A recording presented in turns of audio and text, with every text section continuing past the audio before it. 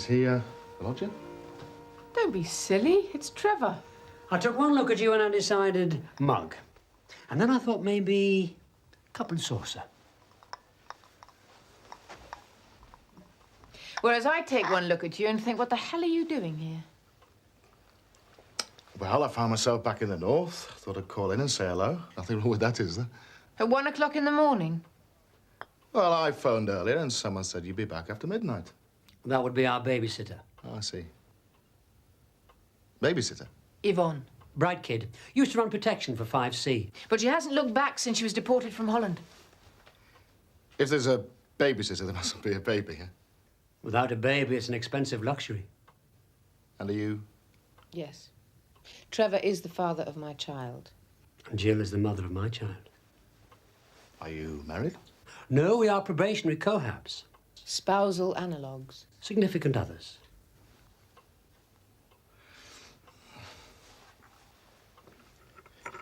Well, how are you? Fine. A little tired. Yes, it is rather late. It's not only that. It's a full day's work at school, a return trip to the Lancashire border, a night out in the village vanguard, and a brief encounter with a couple of policemen. Just a day in the life.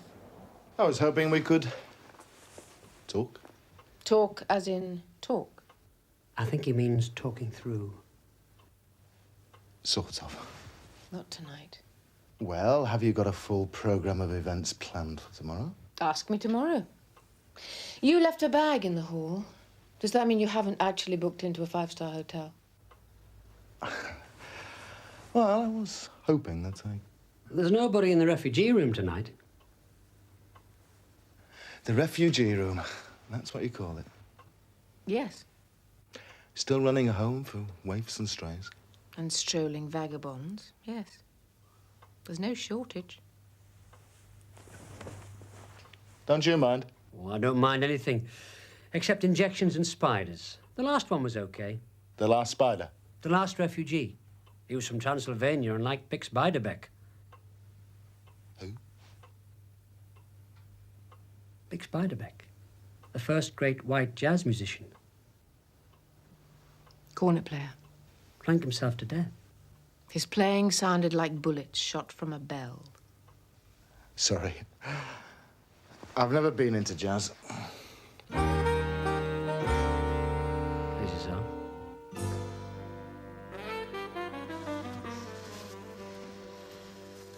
Why did you marry a bloke like that? May I tell you tomorrow, or the day after, or a week on Friday? But he's never heard of Pix Beiderbecke. Oh, nor had I till I met you. Now, I've had a lot of excitement, and I need 5 minutes of absolute peace. Just read your football annual. We'll have to talk it through eventually. And it's not a football annual. Dr. Spock. My apologies. I'm hoping he's going to explain how he got those pointed ears.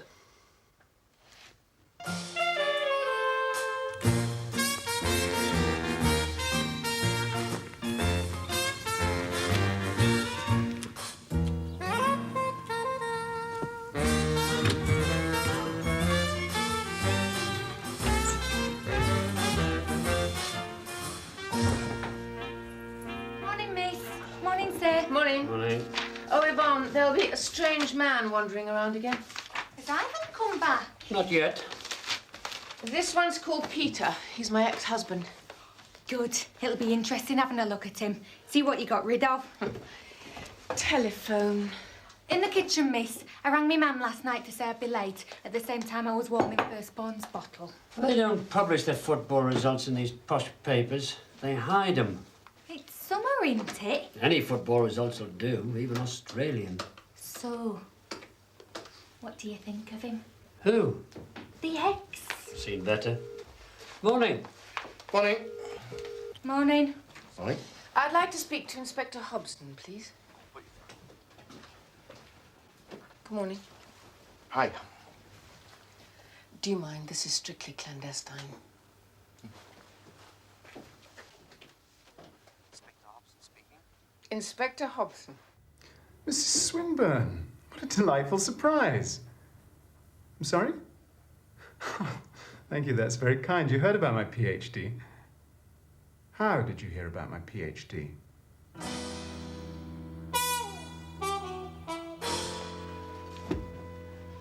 I couldn't help overhearing. Some things never change. Inspector, is that inspection as in police force? We do a bit of informing on the side. You do? Pays not much, but it buys little luxuries like swaddling clothes. Ignore him, I usually do. But you used to think that the police were fascist pigs. We marched about it in demos. Most people agree Inspector Hobson is a special case, including his colleagues. And besides, we must love one another.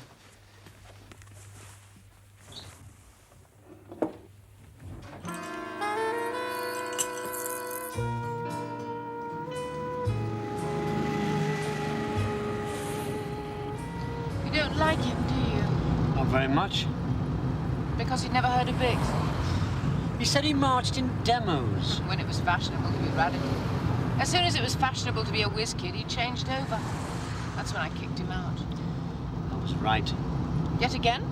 I thought, here's a guy who doesn't like the music, but he'd promote the concert if he could be sure of making a few bob. That's very astute. I can be even more astute. Go on. I love you when you're astute. I think he's a shifty bastard. And my orders were? Maintain surveillance on the house and occupants, sir. With? Discretion. I've just had Mrs. Swinburne on the phone. She's coming to see me at lunchtime, and she's demanding a full explanation. Oh, she blew our cover, sir. How did she blow your cover? Oh, well, the short version is that, she came up to us and she said... Are you watching the house? Are you following us? As we felt that, in the circumstances, you'd prefer us to tell the truth. The truth? Oh, yes. Well, we aren't old-fashioned coppers, sir. We are George Dixon. Sherlock Holmes. Biggles. Sherlock Holmes and Biggles weren't policemen. Ah, but they were men of truth and honor, sir.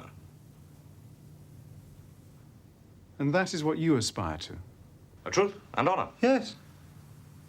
Well, that's to say we're giving it... Careful consideration.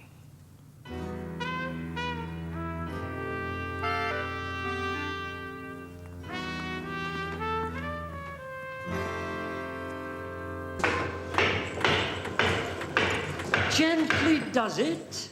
It took 500 years to grow, and you destroy it in 3 seconds. Don't worry if you've hit your thumb. You'll find you've got a spare one on the other hand.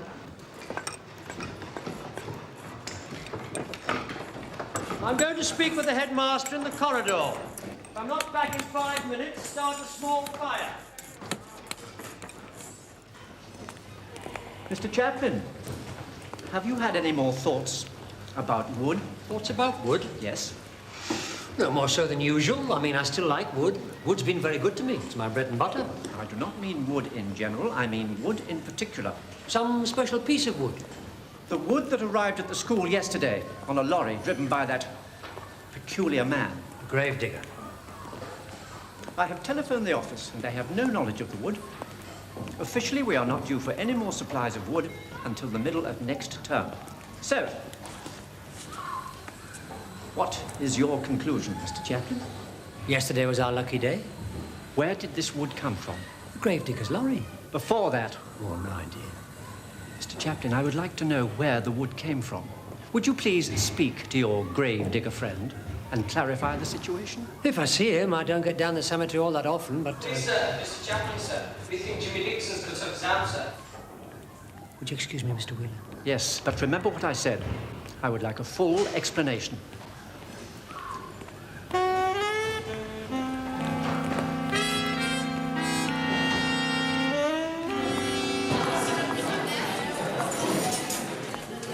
May I sit here and, as my custom and practice, kindle my desires?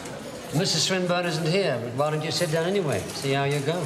The bifocals, Mr. Chaplin. Will Mrs. Swinburne be joining us later? No, I don't think so. In which case I shall place my desires on a low light until tomorrow. Probably the best place for him. Yesterday, you were the absentee. Correct. You'd gone to the bowling green in connection with Ivan the refugee. That's what I was told. It's all true. Do I infer that today Mrs. Swinburne has also gone to the bowling green in connection with Ivan the refugee? No, that's all been sorted out. Excellent. I worry so much about the refugee problem. Ivan's safely over the border now. We've got Peter staying with us instead. Peter? Yes. And who's Peter? Another refugee? No, Mrs. Swinburne's ex-husband. Of course.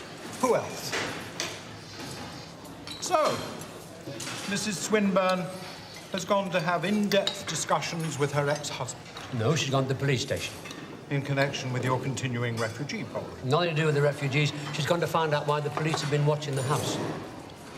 Why does my life compared with yours appear so unspeakably tedious and boring? Don't know. You probably eat too much mashed potato.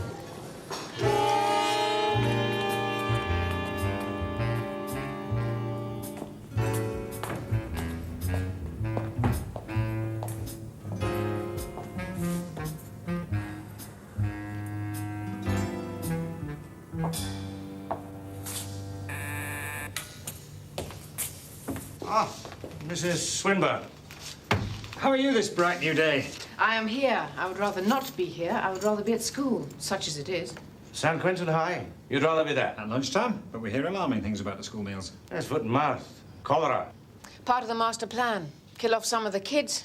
There'll be enough books to go round. Short of books? Oh, we're short of everything.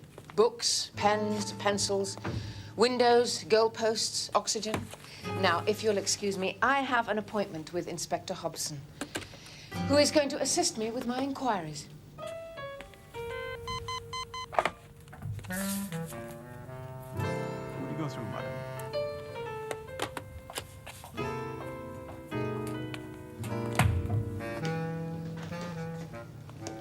They are short of books. Let them eat cake. Well, they're short of books. We have been called out twice this week to investigate the theft of books. Ah, talking like a policeman. As an investigating officer. I suppose I am. But it is a nice day. The sun is shining in a clear blue sky. Why don't we live and let live?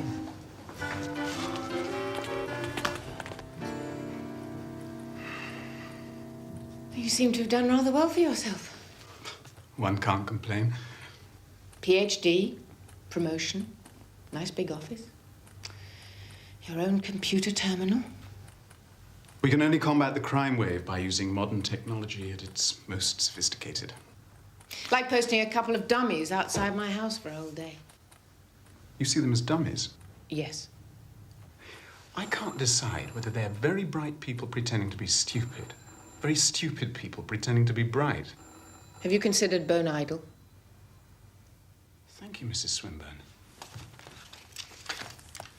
Bone Idol. So why were these two stupid, bright, Bone Idol policemen watching my house?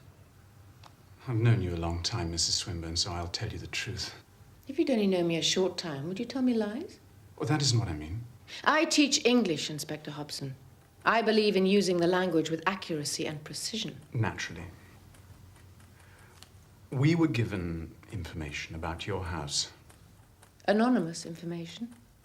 There was a degree of anonymity. The defrocked bank manager across the street. I'm not in a position to say. What was on the video? The video? What video? He sits in his window with his video camera, zooming in on all the neighbors, especially Trevor and me. What was on the video? Did I say there was a video? I've known you a long time, Mrs. Swinburne, so I'll tell you the truth. Yes, there was a video. And what was on it? Technically, it was not of a very high standard, but it appeared to show number of young girls going into the house and number of middle-aged men. The young girls came to the house because I was interviewing prospective au pair girls. You were interviewing au pair girls? That's a bit pretentious. Childminders. You have a child? Yes. The generation yet unborn has been born. The Swinburne Chaplin line will continue. My congratulations. Thank you. I'm sure you'll make wonderful parents. What did you think was going on? I had no preconceptions, Mrs. Swinburne. Young girls, middle-aged men. What was your theory? Did you think we were running a disorderly house? I had a totally open mind. Do you see me as the madam of a high-class brothel? Or a low-class brothel? Or even, God forbid, a middle-class brothel? You're not supposed to think about it. You're supposed to say no. No, of course I don't see you in that role. Therefore, the whole business is total nonsense. And my house will no longer be under surveillance. I've already given orders to that effect. Good.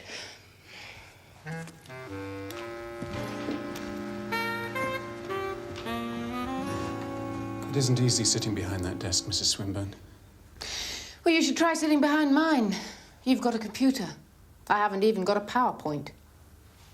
I have an impeccable career record, an academic record. I have confidential information of all kinds at my fingertips. I have men and women at my command who will obey my orders without question.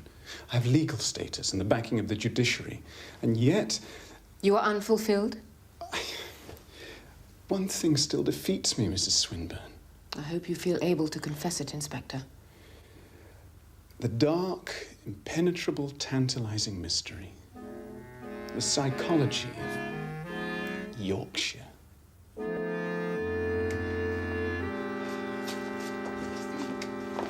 Before you go, Mrs. Swinburne, I'd like to give you this.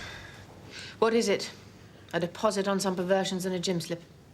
Will you use it to buy a present for your child? Thank you, Inspector. Forgive my unworthy thought. Back to work. Back to work.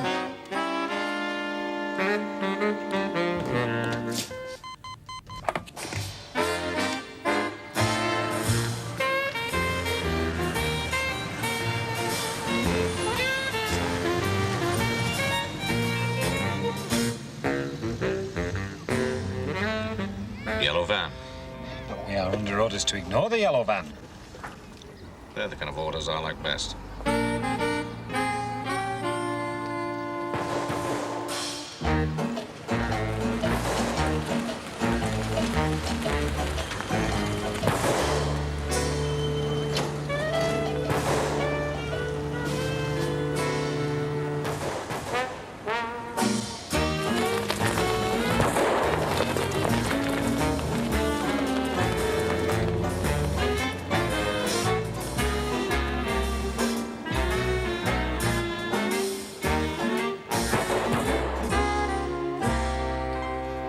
This is rather good. Somebody fallen over and hurt themselves? The headmaster in conversation with a member of the proletariat. It always gives him problems. He deserves problems. A horse? Yes, a horse. Not a proper horse with ooze on its legs. A vaulting horse. You use it for vaulting over in gymnastics. Mrs. Swinburne! I require Mr. Chaplin.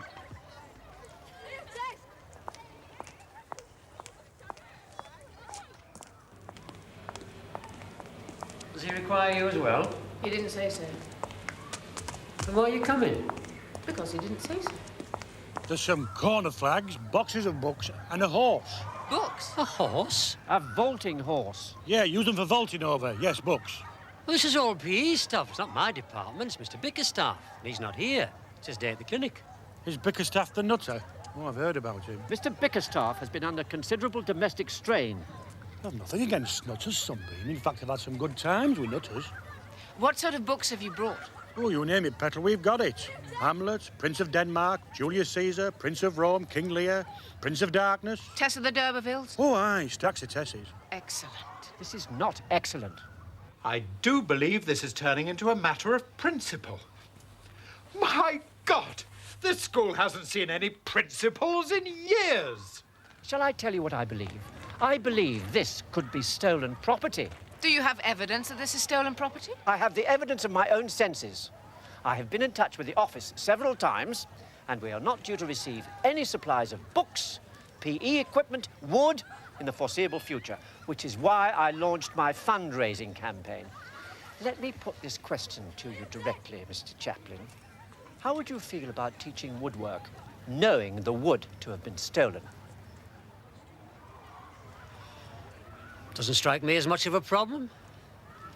And while we're on the subject, Flower, I'm not a thief.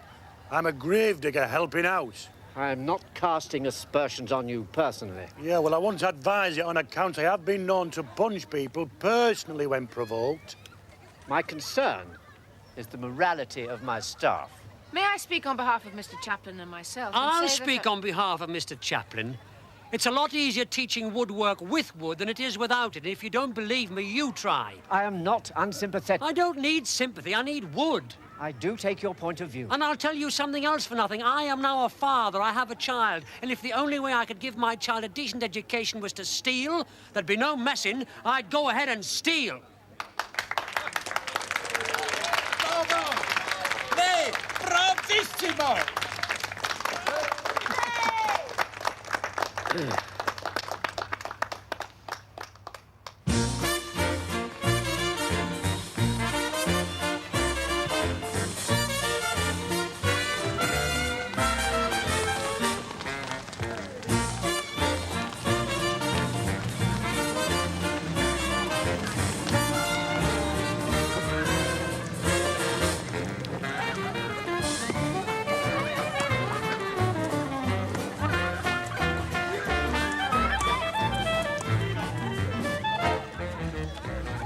That was a wonderful performance, Trevor. What was? I will steal for the sake of my firstborn's education. That wasn't a performance, that was true. I was in touch with my feelings, like you tell me.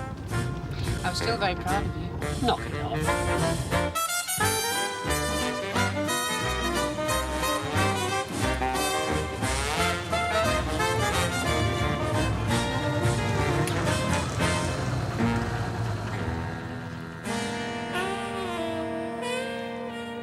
How did you get on at the cop shop? Inspector Hobson has promised to call off his bloodhounds. Good. All we have to do now is kick your ex-husband into the street and we can get back to... Abnormal? Might take the little into the park. Like a proper daddy. Feed the ducks, talk to Big Al about stolen property. He's all right. What do you mean? Him. He may be a shifty bastard, but he's a non-violent shifty bastard.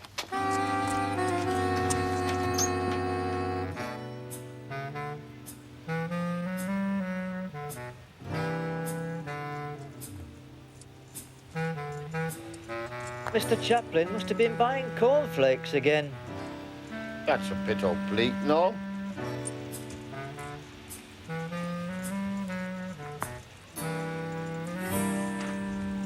I would suggest he's taking his child for a walk. Last time we saw him with his pram, it was full of cornflakes.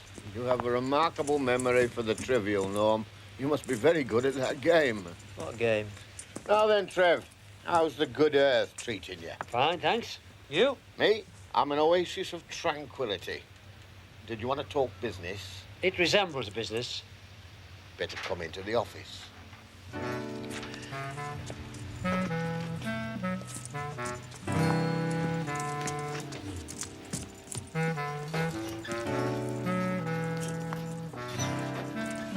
This is your office? I seem to have been elected chairman of the Bowls Club.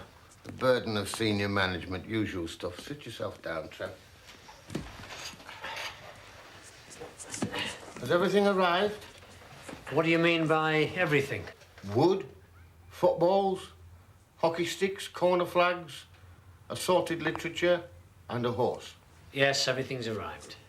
If there's anything else you need, just let it be known. Yes, we can usually get most things. The problem is Mr. Wheeler. Yes, I've met Mr. Wheeler. He doesn't strike me as one of the great headmasters of our time. He thinks, because none of the stuff's come through the office, he's got it into his head that it must be stolen. Stolen? Like, knocked off? As in breaking and entering? Yes. Mr. Wheeler is aware that stealing is a criminal offence. Yes, that's why he's worried. Doing criminal offences is an extremely reckless way of going on. I am not a reckless man, Trev. Shall I tell him that? Would it keep him happy? Nothing would keep Mr. Wheeler happy. All right, noted. Happiness is out of the question. Should we, therefore, try to keep him at bay so that you and your colleagues could get on with educating the young? Keep him at bay. I like the sound of that. Paperwork. Is that the answer? Documents. Invoices. Chits.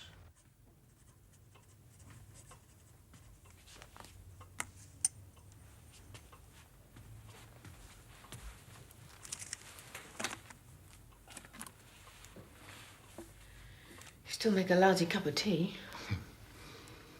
And you still collect lame ducks. Do you mean Trevor? Certainly, I mean Trevor. Oh, don't be fooled. He might have been lame once upon a time, but he's a good little walker now. Breaks out into a run now and again. I'll take your word. And compared to you, he's Daley Thompson. Thank you very much.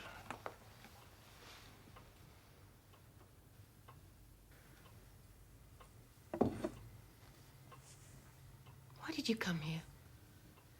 I told you. I was in the area. I thought it'd be nice to see you. Would you believe me if I said I wanted to know if you were all right?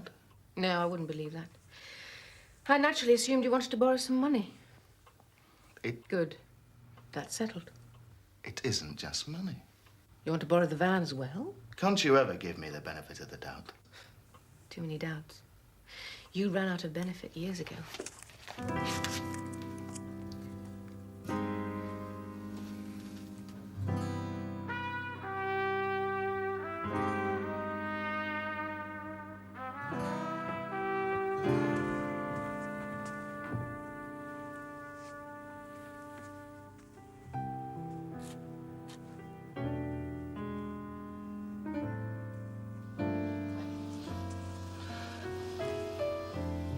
Are you lying comfortably?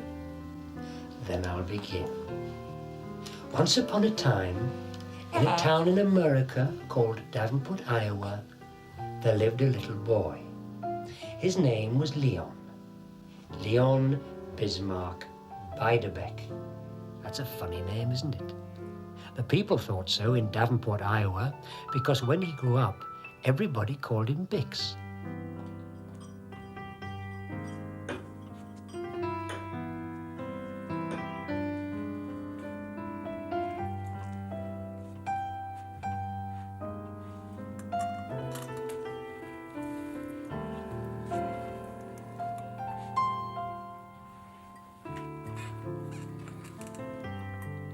And that's how young Bix heard jazz. It was the original Dixieland jazz band, and it was the most exciting thing Bix had ever heard in his life. Do you ever listen to this stuff? What stuff? Your old man telling his bedtime stories. Now, the original Dixieland jazz band had a cornet player called Nick LaRocca, and Bix listened to him and said, Why do you do that? It's private. It's potty. If we don't share our passion with our children, how will they ever learn how to be passionate? Do you tell him bedtime stories? Of course. Great women of our time? Yes. Emma Goldman, Sylvia Pankhurst, and Billie Holiday. As a matter of fact, Trevor told me the Billie Holiday story so I could pass it on to firstborn. Crazy. Peter. If, God save us, you ever had a child, what would your stories be about? Bright young men out to make money? And failing. No longer bright, no longer young. But all the same. All the same what? I never thought I'd find you shacked up with someone like him. Tell me, what is so unremarkable about him? Well, for a start, he dresses like a closing down sale at the Oxfam shop. Yes, that's true.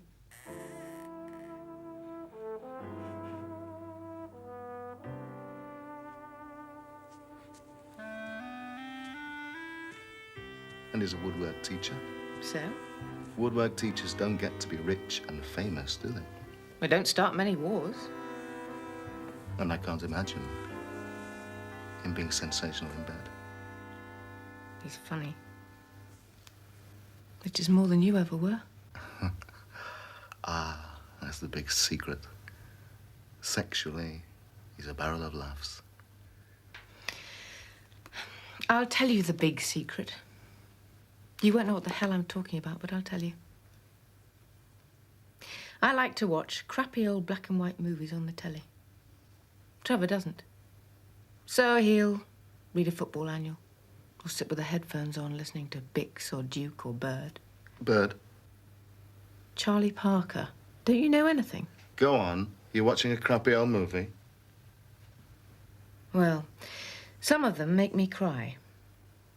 When the dog doesn't come home, or the hero walks into the sea, or the telegram arrives and the woman says to the telegram boy, "I'm sorry, there's no answer." At that moment, I reach out and Trevor is already handing me a Kleenex. He knows 5 seconds ahead of the moment when I need to cry. That, I have to tell you, is the most precious gift known to humanity.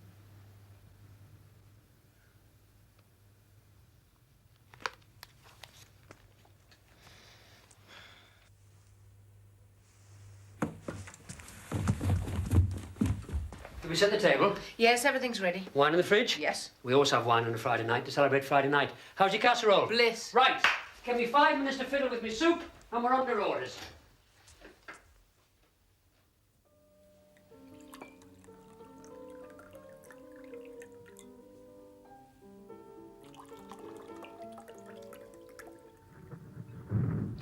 Trevor does the starter. I do the main course. We draw straws for the pudding. And sometimes we do the opposite. Unless we're on a crash diet. Or a health kick. Have you ever tried fibre and metabolism? I can't say that I have. You'll never want to eat again. Am I allowed to ask what this is? Ice cucumber. Eat it while it's cold.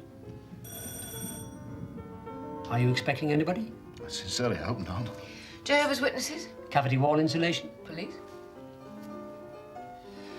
I'll go.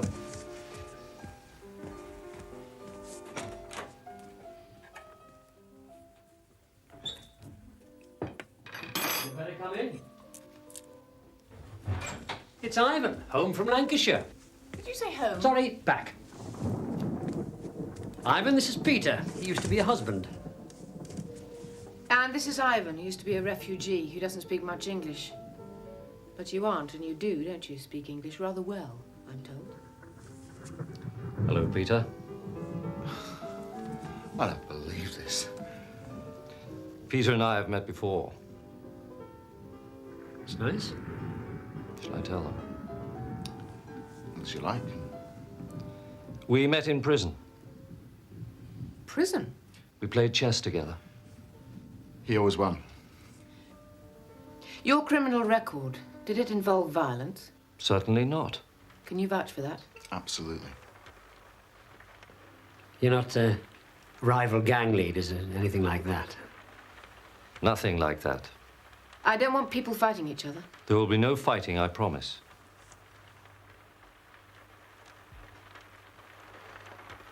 I've got enough soup for 4 if you've got enough casserole.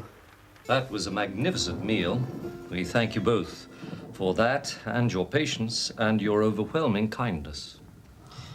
You're very good at talking English, aren't you? One of my best impressions, the educated Englishman. Always goes down well. So why did you pretend to be from Transylvania? A necessary ploy for my protection and yours. The price of our hospitality is you tell us the truth. Is there such a thing? House rule, no metaphysics on a Friday. So some truths, please. Like what were you doing in prison? Apart from playing chess. I ran a mail order business. Greetings cards. Christmas, birthdays, Mother's Day, Father's Day. You name the day, we had a card for it. Doesn't sound very wicked. People sent the money, but the cards never arrived? You guessed. I always did. Does that make you a confidence trickster? Yes, legally speaking, it was illegal. So, Peter's a con man. What are you? A bank robber. Hey, that's impressive. Not an armed bank robber. Do I look like that sort of bank robber? We have another house rule, no pickaxe handles, no stocking masks. I use nothing more lethal than a computer keyboard. Still got nicked. Have you considered a sideways career move into honesty, for example? I'd be ashamed to waste all that money. Sorry, all what money? The last time I counted, just over 3 million. Is that pounds? And growing all the time. That's the pleasing aspect of robbing banks by computer. You place the bugs in the system and let them do the work. I take a stroll, read a book, listen to some cool music, and all the time I'm quietly taking money from the system. You regard it as the system. And an absurd system. It deserves to be broken into at regular intervals. Well, thank you both for being so honest about your dishonesty. It's the least we can do. And I think you've both been very polite and amusing.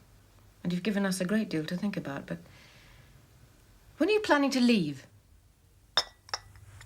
It's ludicrous. I go to the police station and assure a senior police officer that nothing untoward is going on in this house. And suddenly we're giving hospitality to a con man and a bank robber. Bank robber's okay. Because he's cool. Absolutely. All the same, I'd rather they were off the premises before Monday. Me too. Even the cool one? I like it best when we're on our own. I like it best when I know what's going on. Be reasonable.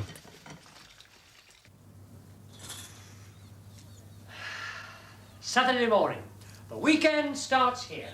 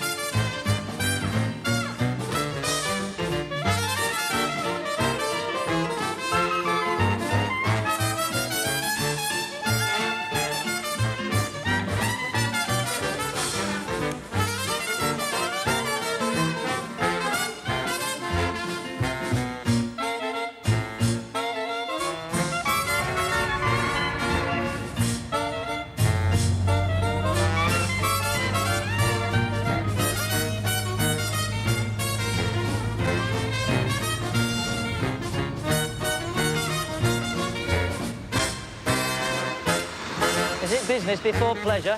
Certainly not. It's pleasure before business. What sort of pleasure did you have in mind? Little recreation in a public park. Makes a change. We'll attend to Mr. Chaplin and Mrs. Swinburne later.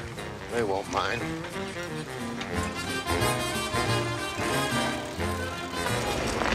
Where shall we start? What do we need? Well, I like for wood. Well, I like for books. Let's just have a cup of coffee to start with. Yeah. Let's examine our options. A stroll around the art gallery. The badminton horse trials. Buy some expensive jewellery for our wives. Or a tincture of Bacardi and a brief surveillance of the betting shop.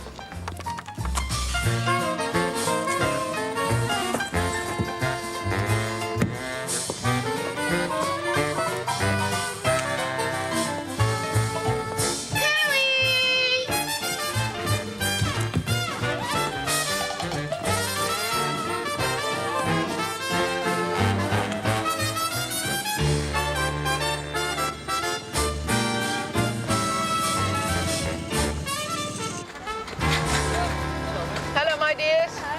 Bless you, my children. I have a confession to make. Oh, good. We haven't had a juicy confession for ages. Last night, when you were telling Peter what was good about me, I heard some of it. That's a bit sneaky. I am a bit sneaky. What did you hear? That stuff about passing you the Kleenex when you cry at the soppy bits. I see. Any comments, criticisms? Complaints? No, only thank you, I suppose.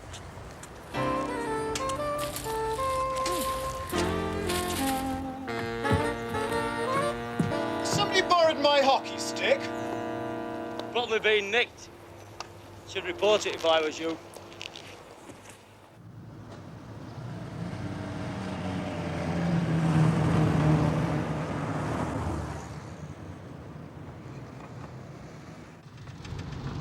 I heard something else as well.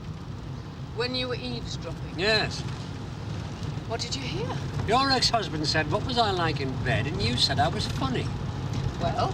Am I? Yes. Well, I don't strike me as funny in bed. What's funny about me? Some of your phraseology. Like any chance of being on the team tonight, Pet? And your celebrated away the lads at the crucial moment. I see. To which I think I might add one of your latest variations.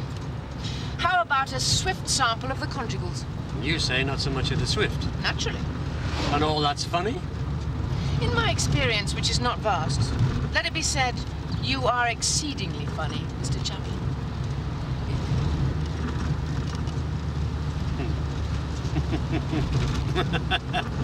Now what? I thought of a new one.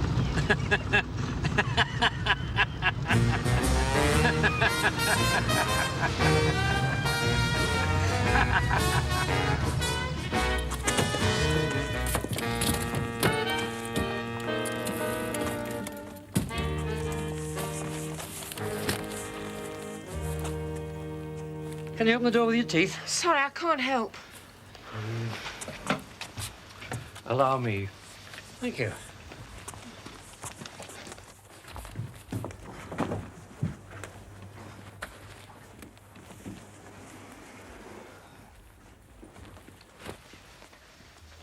What's happened? A modest token of our affection, appreciation, and admiration. We wish it could be more. Must have taken ages to get all these from the park. Trevor! Thank you, Ivan. Thank you, Peter. Thank you, Ivan, really. We used the telephone on one of his bank accounts. Must have made a big hole in that 3 million. Also, we have a message for you. A nice message. Strange man, little Norm. Does that make sense? The message might make sense. Little Norm doesn't always make sense. You would like to meet either or both of you. Whereabouts? The bowling green. The bowling green? You knew it would be the bowling green. It's always been the bowling green ever since it stopped being the allotment, except when it's raining and it's the pavilion. I shall miss this place when I leave. I shall miss some things about it. Name one. No, don't. No baby today.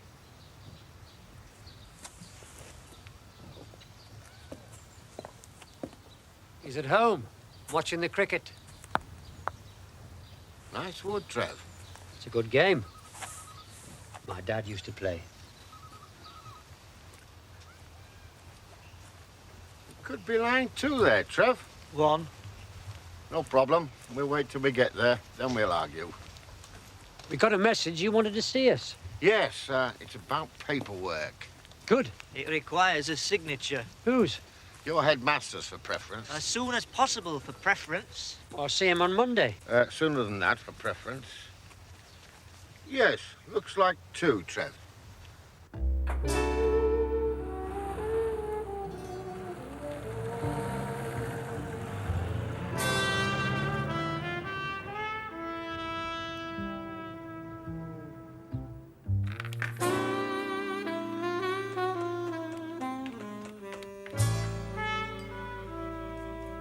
Mr. Wheeler, this is Jill Swinburne.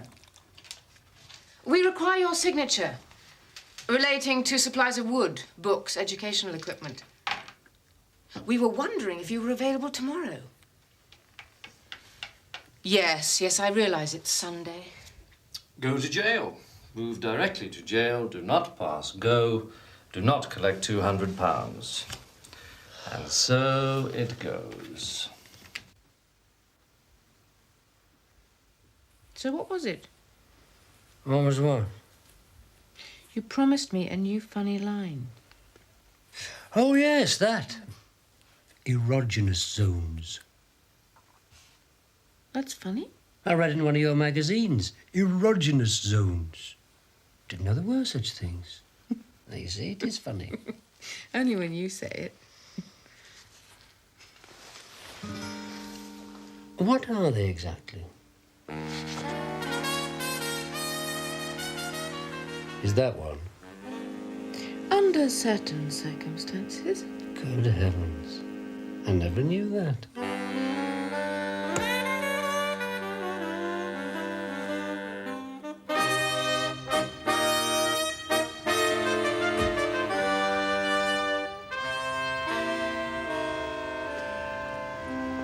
Why did you arrange to meet here? That was his idea. I don't think he wants us in his house.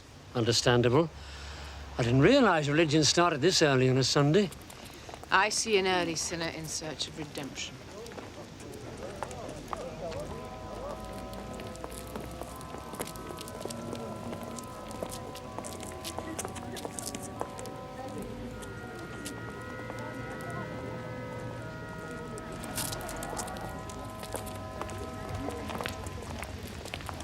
Good morning, Mr. Chaplin.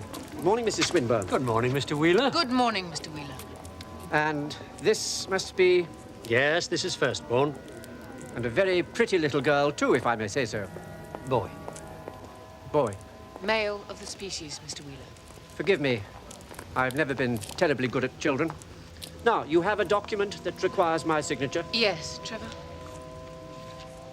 Shall I explain? Yes, you're better than I am. The various items of equipment that arrived at the school this week are all the gift of an anonymous benefactor. He's a former student of the school, now a very successful businessman, who was very distressed to hear of our problems. This is a simple form of receipt for his files and for your peace of mind.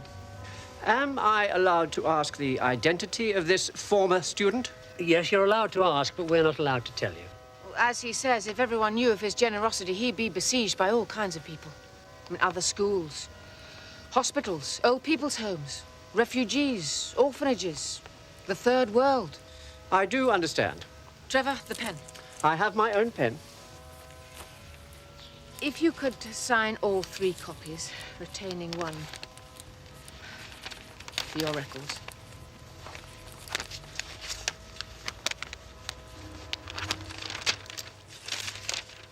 Good. Would you care to join me at prayer? Thank you, but, No, we have to get back to our own personal devotions. Of course, I respect that. And thank you for resolving my anxiety. I'm much relieved.